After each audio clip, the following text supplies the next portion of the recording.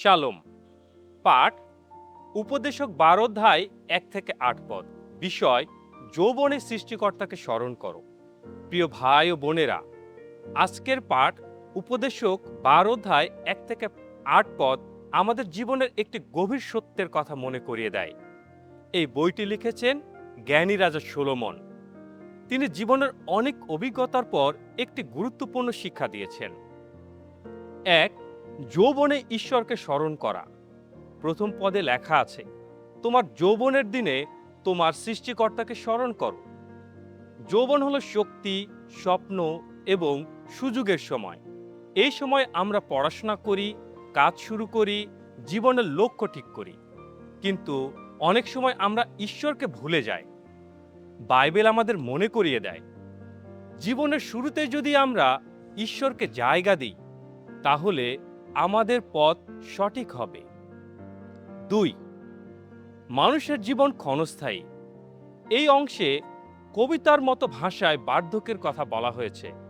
চোখ দুর্বল হয়ে যায়, শরীর শক্তি হারায়, দাঁত পড়ে যায়, মানুষ আগের মতো কাজ করতে পারে না।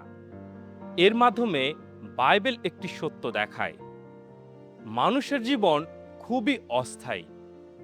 আজ আমরা শক্তিশালী, কিন্তু একদিন দুর্বল হয়ে পড়ব।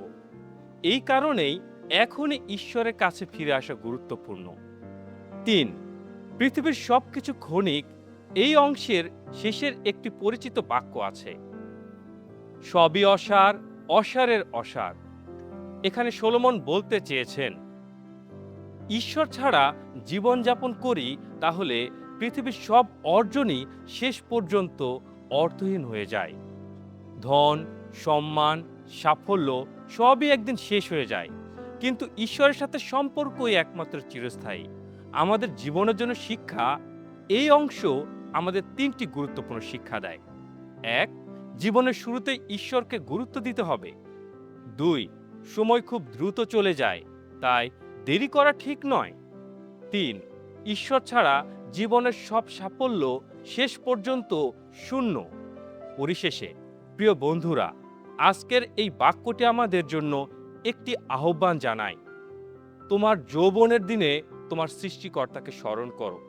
যদি আমরা আজ থেকেই ঈশ্বরের সাথে চলতে শুরু করি, তাহলে আমাদের জীবন সত্যিকারের অর্থপূর্ণ হবে। তাই আসুন আমরা সিদ্ধান্ত নিই, আমাদের সময়, শক্তি এবং জীবন ঈশ্বরের জন্য ব্যবহার করব। ঈশ্বর আমাদের সবাইকে সেই জ্ঞান দিন। আমেন।